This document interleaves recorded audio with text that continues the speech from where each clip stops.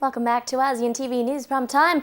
Now, as the world counts down to the wedding of Prince William and Kate Middleton, the Thai news agency conducted an exclusive interview with the British ambassador to Thailand, Asif Ahmad. More on this report by Thai news agency's Panu, Wongcha-um.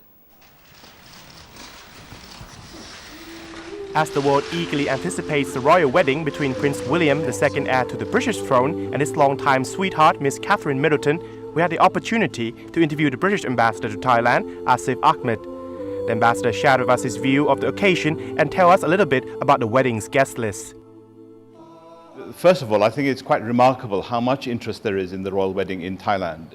I almost feel as though I'm sharing the same sort of atmosphere as I would have done if I was in London, which is really great. And they're coming from all parts, the media, people I speak to, young people too. I think they're caught by the whole magic of the event, which is really nice.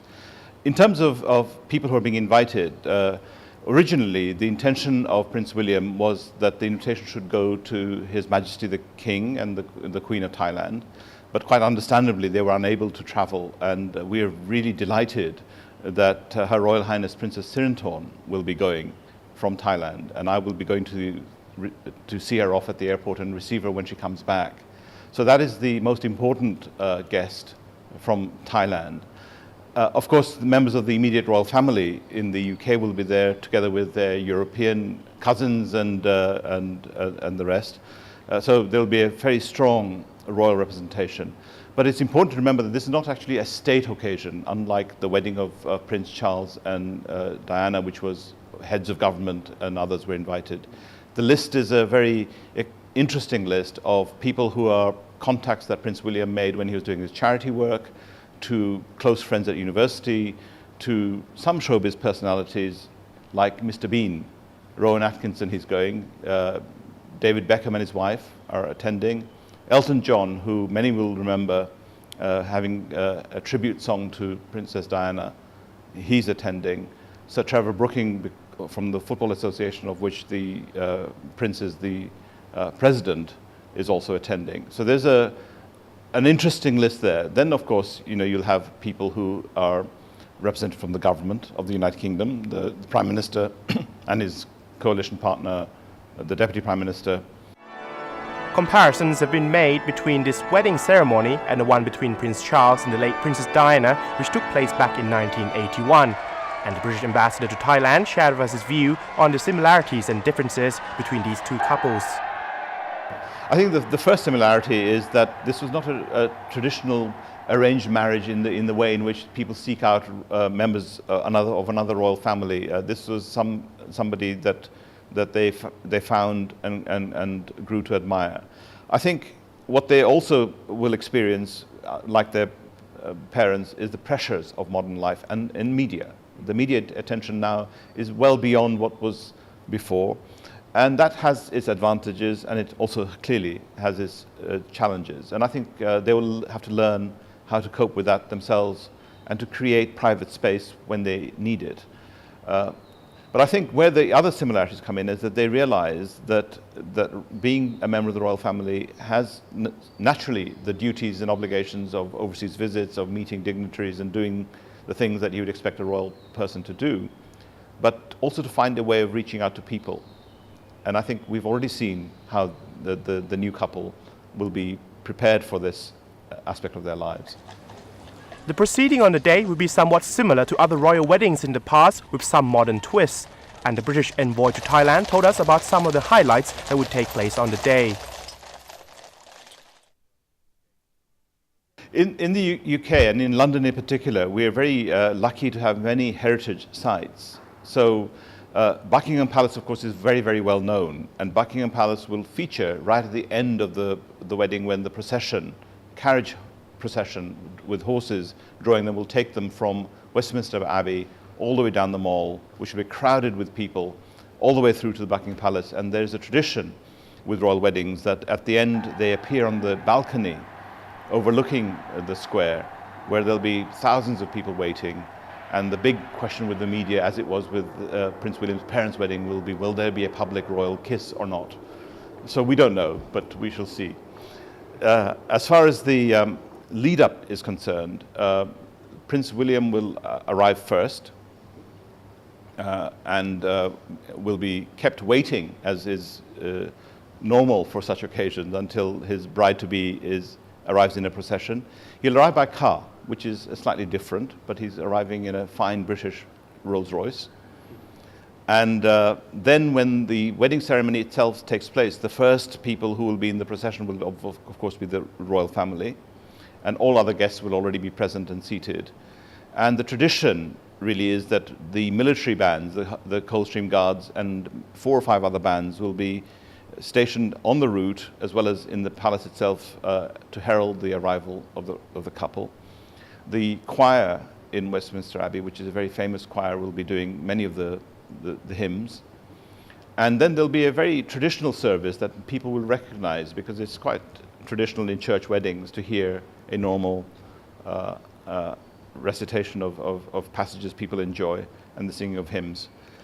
And it'll be done with the sort of talent that we have in the UK for pulling off these ceremonies in a big way. But the real atmosphere will be amongst the crowd. Whilst they're waiting patiently for perhaps for many hours, they'll be entertained with songs that cheer them up. You'll hear people joining in the singing themselves. And that will be reflected throughout the country, in fact. There are a lot of street parties being organized because it's a extra national holiday that day. But the other twist to the day, which also we're replicating in Bangkok in our celebrations here, reflects the mood of the couple. I mean, yes, there will be an official banquet where very well-known British food will be served, but afterwards, a few rooms in the Grand Palace will be turned into what many young people would recognize as a club atmosphere, with house music and talented DJs participating. I suspect that'll be more for the young couple and their friends, but I'm sure others will join in as well. There's a tradition in the UK where elder relatives can let their hair down on that day as well and join the youngsters. The British ambassador also told us about some of the celebrations and parties that will take place in Bangkok on the day of the wedding. Firstly, the community itself. The British people here are doing their own thing during the day, and one of the biggest will be organized by the St. George's Society and the British Women's Group, where some 500 to 600 people are coming at 3 o'clock to a hotel nearby, and they will sit it out all the way through the celebrations itself, the ceremony, and then they'll finish off in a true British style with the dinner and a dance. So there's a whole crowd of people who are doing that, and my wife and I will go and just see how that is shaping up. Then we have something a little bit more formal here at the residence that evening, where a member of the Thai royal family will come as our special guest with her friends and a number of friends of the British Embassy, and together we will have dinner here, and many will watch the celebration on television here. And after that we will have a dinner which will be a typical British dinner with fish and chips and roast beef and Eton mess and things that we think our guests will enjoy. After that, on the 3rd of May, we're having what I describe as an after party. We're going to build a marquee in the garden here, and we're going to have about 250 people, mainly young Thais who are of the same generation as the royal couple. The only requirement we've made is that as guests they should arrive in something that is either British clothing or something that is British themed, whether they want to put a little bit of a Union Jack on it or something that they think is quintessentially British. We've got a Thai band called the Betters, who are Beatles impersonators, performing. We have 2 fashion shows of British branded clothes here, and then a British DJ will copy what is happening in Buckingham Palace.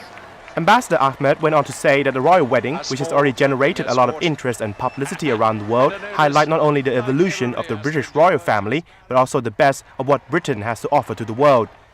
In the UK, the ambassador said the reception has been overwhelmingly positive and the British public is very excited by this wedding. Footman, open the door. Well, the overwhelming feeling is positive. There's a good feeling around the country, and there's a lot of media coverage. And I don't think I would describe it as hype. I think people are focusing on things that they think will make the viewer or the listener or the reader happy or relevant to what they do. But don't get me wrong, in the UK it's perfectly normal and acceptable for people to be critical of the royal family. or to decide that the royal family's wedding is nothing for them, it's not exciting. Some people say they've created sites that not the royal wedding sites and things. But that's their choice. I don't think there's any obligation.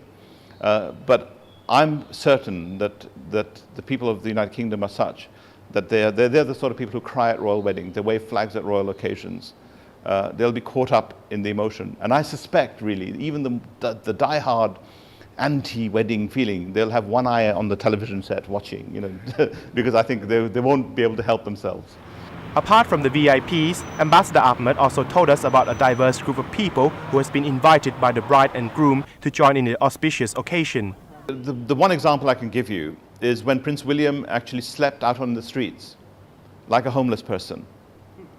It was really for his own character building, and he did this. And the person that he became friends with on that day is one of the attendees of the event. So you really have the royalty, as I mentioned, right down to ordinary people that they've come across. Also, they did a lot of work with Prince Harry as well in Africa, running very direct charities, particularly focusing on young people. And you'll see that some of the international guest list actually includes people who've run these sort of projects and have worked there too.